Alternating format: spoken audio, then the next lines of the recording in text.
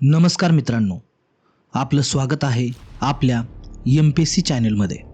आज आपण एक असा माणूस पाहणार आहोत ज्याने ऑक्सफर्डमध्ये शिक्षण घेतलं, पण परत आल्यावरती तो राजवाड्यात नाही राहिला, तर तो दलित वस्तीमध्ये राहिला. त्याचं नाव महर्षी विठ्ठल रामजी शिंदे. शिंदे यांचा जन्म झाला कर्नाटकातील जामखंडी संस्थानामध्ये, एक मराठी कुटुंबामध्ये. घरामध्ये कन्नड आणि मराठी अशा दोन्ही संस्कृतीचा मिलाफ होता आणि त्यांच्या आईचे नाव यमुना व त्यांच्या वडिलांचे नाव रामजी हे होते. संत तुकाराम आणि एकनाथांच्या अभंगांनी त्यांच्या आत्म्याची पहिली जडणघडण झाली. म्हणजेच त्यांचे कुटुंब वारकरी संप्रदायामधील होते. विठ्ठल रामजी शिंदे 9 वर्षाचे असताना त्यांचा बालविवाह 6 महिन्याच्या रुक्मिणींशी झाला होता. त्यांचे शिक्षण जामखिंडी संस्थानामध्ये शिक्षण मोफत असल्याने विठ्ठल शिंदे यांचे प्राथमिक शिक्षण तिथंच झाले. 18व्या वर्षी ते मॅट्रिक झाले. मॅट्रिक नंतर त्यांना जामखिंडी संस्थानातील त्यांच्या शाळेमध्ये शिक्षकाची नोकरी देखील मिळाली. परंतु पुढे त्यांनी राजीनामा दिला आणि गंगाराम भाऊ मस्के यांच्या मदतीने फर्ग्युसन कॉलेजमध्ये प्रवेश घेतला व येथून 1898 साली इतिहास व कायदा हे विषय घेऊन ते BA उत्तीर्ण झाले. 1899 मध्ये ते LLB साठी मुंबईला गेले, पण समाजकार्याची हाक ऐकून त्यांनी LLB सोडून दिली. त्याच वर्षी ते प्रार्थना समाजामध्ये दाखल झाले आणि न्यायमूर्ती रानडे आणि भांडारकर यांनी त्यांना खऱ्या अर्थाने घडवलं. 1901 साली प्रार्थना समाजाने त्यांना ऑक्सफर्डच्या मँचेस्टर कॉलेजला कंपॅरेटिव्ह रिलिजन शिकायला पाठवलं. बडोद्याचे महाराजा सयाजीराव गायकवाड यांनी त्यांना आर्थिक मदत देखील केली. विठ्ठल रामजी शिंदे व प्रार्थना समाज. मुंबईत वास्तवास असताना त्यांचा प्रार्थना समाजाशी संबंध आला होता. प्रार्थना समाजाचे नेते भांडारकर यांच्या मदतीने ते 1901 ते 3 या काळासाठी इंग्लंडला गेले. इंग्लंडहून परतल्यानंतर शिंदेंनी प्रार्थना समाजाचे प्रचारक म्हणून कर्नाटक, ओडिसा, बिहार, बंगाल, मद्रास येथे काम केले. प्रांतामध्ये जातीभेद, अंधश्रद्धा, अज्ञान आणि रूढी पसरलेल्या होत्या, त्यावरती त्यांनी काम केले. इंग्लंडहून परत आल्यानंतर त्यांनी एक निर्णय घेतला, जे समाजाच्या तळाशी आहेत त्यांच्यासाठी काम करायचं, आणि 1906 साली त्यांनी स्थापन केली depress classes mission society of India. हे मिशन फक्त महाराष्ट्रापुरते नव्हते, ते संपूर्ण भारतभर पसरलेले होते. त्यामध्ये 7 राज्य, 14 ठिकाणे आणि 4 वेगवेगळ्या भाषा. 1912 पर्यंत 23 शाळा, 5 वसतिगृह आणि 1100 विद्यार्थी या संस्थेशी जोडलेले होते. डिप्रेस क्लास मिशन याचे उद्देश होते शिक्षण प्रसार करणे, नोकरी मिळवून देणे, सामाजिक अडचणींचे निवारण करणे, अस्पृश्यांसाठी वसतिगृह चालवणे आणि व्यक्तिगत व सार्वत्रिक धर्म व नागरिकता या गुणांचा प्रसार करणे. विठ्ठल रामजी शिंदे प्रार्थना समाजाचे पूर्णवेळ प्रचारक म्हणून काम करत असतानाच ऑल इंडिया डिप्रेस क्लासेस मिशनचे सुद्धा काम करत होते. त्यामुळे प्रार्थना समाजांच्या सदस्यांमध्ये थोडीशी नाराजी व्यक्त होत होती. त्यामुळे त्यांनी 1910 मध्ये प्रार्थना समाजाचे कार्य सोडले आणि पूर्णपणे डिप्रेस क्लास मिशनचे कार्य हाती घेतले. 1910 मध्ये त्यांच्या आईवडिलांचे निधन झाले आणि 1912 मध्ये विठ्ठल रामजी शिंदे वास्तव्यासाठी कायमचे पुण्यामध्ये आले. पुण्यातील मिशनच्या शाखेला श्रीमंत तुकडोजी महाराज होळकर यांनी शिंदेंना 20,000 रुपयाची देणगी दिली. तसेच या जागेमध्ये विठ्ठल रामजी शिंदेंनी 1922 साली अहिल्या आश्रमाची स्थापना केली. पुणे मिशनच्या 14 ठिकाणी 23 शाळा, 5 वसतिगृह, 12 इतर संस्था, 5 प्रसारक आणि 55 शिक्षक होते. पण काही व्यक्तींनी त्यांच्या समाजकार्यामध्ये अडथळा आणि त्यांच्यावरती आरोप करण्यास सुरुवात केली. म्हणून या आरोपांमुळे व्यथित होऊन शिंदेंनी 1923 साली मिशनच्या कार्यातून कायमची मुक्तता घेतली.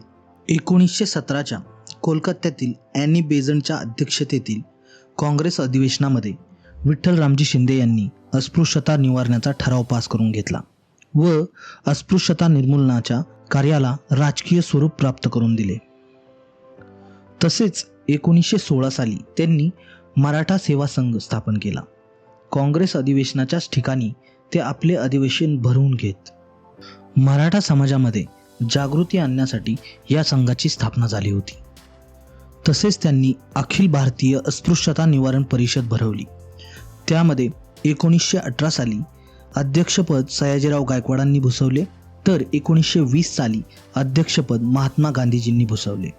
वायकोम सत्याग्रह जो केरळमध्ये 1924 मध्ये झाला. त्यांनी 1923 मध्ये डिप्रेस मिशनच्या कार्यातून मुक्त झाल्यानंतरनं दक्षिणेमध्ये ब्रह्मो समाजाचे आचार्य म्हणून काम पाहत होते. त्यावेळेस त्यांनी या सत्याग्रहामध्ये भाग घेतला. हा सत्याग्रह अस्पृश्यांना मंदिरामध्ये प्रवेश नसण्याबद्दल होता. तसेच त्यांनी दक्षिण महाराष्ट्र, कर्नाटक, मुरळी जोगीन देवदासी या प्रथा अस्तित्वात होत्या. देवाला सोडलेल्या मुलाला वाग्या तर मुलीला मुरळी म्हणत. विठ्ठल रामजी शिंदे यांची आजी स्वतः यलम्मा देवीची भक्त असल्याने या सर्व गोष्टींची तसेच जोगिनींची होणाऱ्या जुलूम आणि अत्याचारांची त्यांना कल्पना होती. म्हणून त्यांनी मुरळी प्रतिबंधक परिषद भरवली आणि त्यातून जागरूकता निर्माण केली. मांग वसाहत कल्पना. ब्रिटिश सरकारने मांग या जातीस गुन्हेगारी जात ठरवून त्यांना हजेरी पद्धत लागू केली होती. अशा या अज्ञानी पीडित समाजाच्या सुधारणेसाठी, दारिद्र्य नष्ट करण्यासाठी त्यांनी ब्रिटिश सरकारसमोर मांग वसाहतीची संकल्पना केली. विठ्ठल रामजी शिंदे यांच्या मते गरीब समाजामध्ये 2 वर्ग होते. त्यामध्ये एक शिक्षण, धन, संपत्ती, अधिकार याने पुढारलेला वर्ग आणि दुसरा गरीब, अज्ञानी, अधिकार नसलेला बहुजन समाज. अशा दुसऱ्या वर्गातील लोकांसाठी विठ्ठल रामजी शिंदे यांनी बहुजन पक्ष 1920 मध्ये काढला. त्यांनी या पक्षातर्फे सर्वसाधारण मतदारसंघातून निवडणूक लढवली. 1921 ते 1929 या कालखंडामध्ये जागतिक मंदीमुळे शेतकऱ्यांचे उत्पन्न घटले, दारिद्र्य वाढले. त्यावर सरकारने शेतसारा धान्याऐवजी रोख स्वरूपात घेण्याचे ठरवले आणि शेतकऱ्यांमध्ये असंतोष निर्माण झाला. म्हणून त्यांनी 8 ऑक्टोबर 1927 रोजी शिंदे यांनी मुंबई कायदेमंडळामध्ये आलेल्या स्मॉल होल्डिंग बिलचा विरोध केला. महात्मा गांधीजींच्या सविनय कायदेभंग चळवळीमध्ये ते स्वतः सामील झाले होते. त्यांनी 1930 साली येरवडा मध्यवर्ती कारागृहामध्ये 6 महिने सक्त मजुरी भोगली होती. एका ऑक्सफर्ड शिक्षित माणसाने तुरुंगामध्ये जाणं निवडणं हे त्यांच्या खरं समर्पणाचं खरं मोजमाप होतं. तसेच त्यांनी साहित्यामध्ये देखील योगदान केलं आहे, कारण ते फक्त कार्यकर्ते नव्हते, ते एक मोठे विद्वान लेखक देखील होते. 1933 साली त्यांनी भारतीय अस्पृश्यतेचा प्रश्न हा ग्रंथ लिहिला. या विषयावरील मराठीतील हा पहिला सखोल ग्रंथ होता. तसेच त्यांचे इतर काही साहित्य, भागवत धर्माचा इतिहास, मराठ्यांची पूर्व पीठिका, कानडी मराठी संबंध, कोकणी मराठी संबंध. विठ्ठल रामजी शिंदे यांनी महात्मा फुलेंवरती पोवाडा रचला. तसेच त्यांनी त्यांचे येरवडा जेलमध्ये असताना त्यांनी त्यांचे आत्मचरित्र लिहिले. त्याचे नाव माझ्या आठवणी व अनुभव. अशा महान नेत्याचा मृत्यू 1943 मध्ये अर्धांगवायूचा झटका आल्याने झाला. ऑक्सफर्डमध्ये शिकलेल्या माणसाने जेव्हा दलित वस्तीमध्ये राहणं निवडलं तेव्हा ते फक्त घर नव्हतं, ती एक भूमिका होती. आज आपण फक्त एका माणसाबद्दल शिकलो नाही, तर आज आपण एका आयुष्याबद्दल शिकलो, जे पूर्णपणे दुसऱ्यांसाठी जगलं गेलेलं होतं.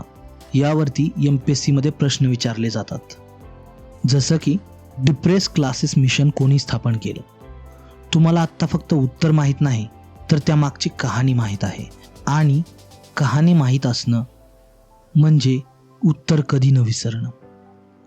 तुम्ही हा व्हिडिओ इथपर्यंत पाहिला याचा अर्थ तुमच्यामध्ये जिद्द आहे.